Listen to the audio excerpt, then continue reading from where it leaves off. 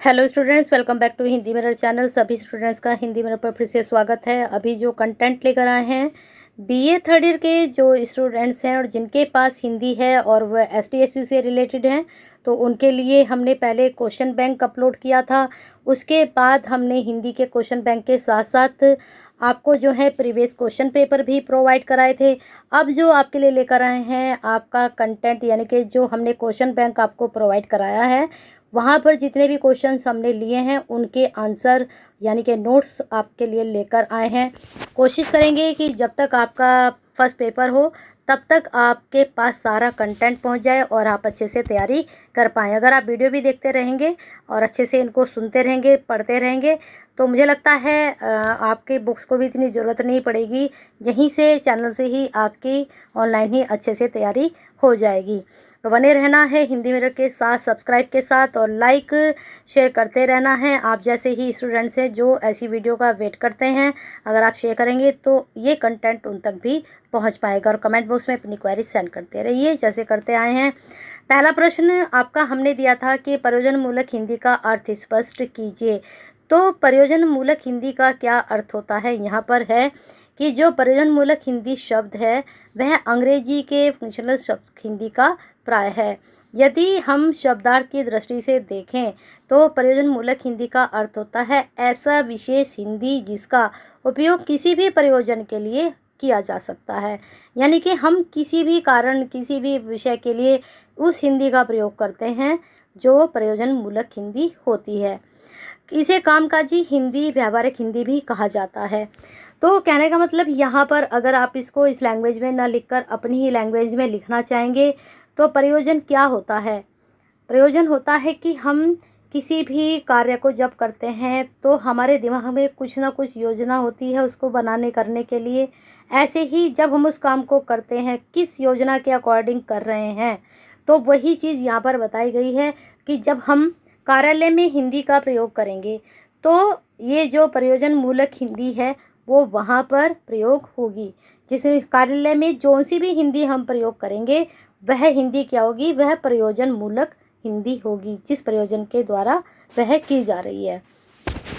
ठीक है, तो अब आगे चलते हैं। इसमें कहा गया है कि इनके द्वारा है, लेकिन हम इसको डेफिनेशन को ना ही पढ़ें तो ज़्यादा अच्छा है। हम सीधा सीधा बस यहाँ तक इसका आंसर लिख सकते हैं। अब थोड़ा सा आगे और देख लेते हैं। प्रयोजन मूलक हिंदी स्वरूप और व्याख्या। प्रयोजन मूलक हिंदी भाषा विज्ञान की महत्वपूर्ण शाखा एवं अनुप्रयुक्त भाषा विज्ञान अप्लाइड लैंग्विस्टिक के अंतर्गत विकसित अत्याधुनिक बहुआयामी तथा बहुउपयोगी शाखा है। तो जो प्रयोजन मूलक हिंदी है उसको हम कार्यालय में, व्यवहार में, कहीं भी हम उसका यूज कर सकते हैं। और जिसमें कौन कौन सी आती हैं? आपकी संपर्क भाषा आती है, आपकी बोलचाल की हिंदी आती है, आपकी कार्यालय हिंदी आती है, आपकी जो है अनौपचारिक, औपचारिक जो भी आप बात करते हैं उसमें भी आप हिंदी का, प्रयोजन मूलक हिंदी का ही प्रयोग करते हैं। तो इन्होंने क्या कहा है कि प्रयोजन मूलक हिंदी विशेषण का प्रयोग हिंदी भाषा के प्रायोगिक यानी कि अप्लाइड तथा व्यवहारिक यानी कि फंक्शन पक्ष को अत्यधिक स्पष्ट करने के उद्देश्य से किया जाता है। जब आप कोई काम करते हैं, जब आप कोई आपने, चलिए सपोज करिए आपको इंग्लिश में कोई ऐसे लिखना है तो आप क्या करेंगे? आप इंग्लिश लैंग्वेज को अप्लाई करेंगे। ऐसे ही यहाँ पर आप को कार्यालय हिंदी का कोई पत्र बनाना है।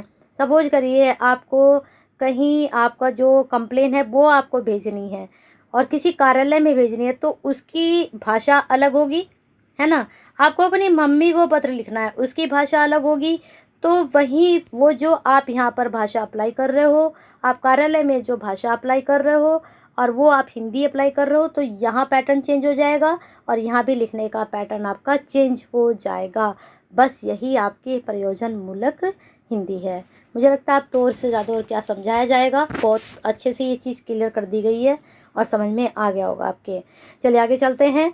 व्यवहारिक पक्ष को अत्यधिक स्पष्ट करने से उद्देश्य से किया जाता है क्योंकि परंपरागत साहित्य तथा ज्ञान, विज्ञान, प्रशासन आदि के लिए प्रयुक्त साहित्य में अंतर रखते हुए से प्रयुक्ति के आधार पर जुड़े भाषा भेदों या भाषा रूपों को स्पष्ट करना अलग आवश्यक हो जाता है। क्योंकि जो साहित्य की भाषा होती है वो बड़ी कठिन होती है, इसलिए प्रयोजन मूलक हिंदी को लाया गया।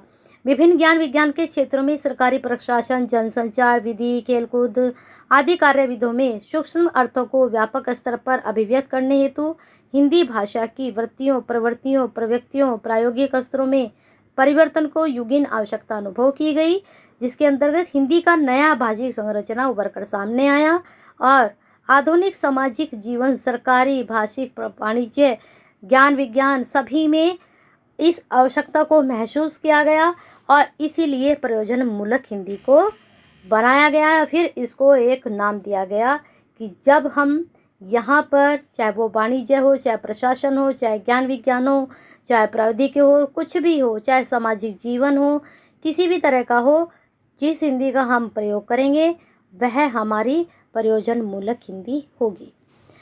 अब यहाँ पर देख सकते हैं सामान्य शब्द नहीं है, पारिभाषिक शब्द एक ऐसी विशिष्ट भाषिक संरचना से हिंदी जिसका प्रयोग किसी विशेष प्रयोजन के लिए किया गया हो वह क्या है, प्रयोजन मूलक हिंदी है।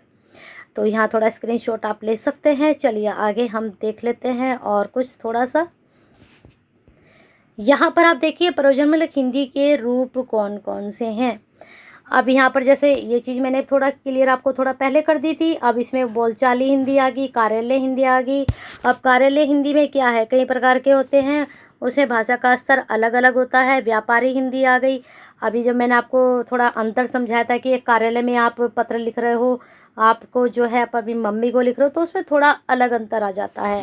व्यापारी हिंदी का अलग आ जाता है। व्यापारी में मीडिया है, सराफे की दलाल, सराफे हैं, दलाल हैं, वहाँ के सट्टा बाज़ार है, इनकी लैंग्वेज अलग हो जाती है। वैज्ञानिक तथा तकनीकी हिंदी, इनकी भाषा अलग हो जाती है। शास्त्रीय हिंदी अलग हो जाती है ना। चलिए आगे चलते हैं।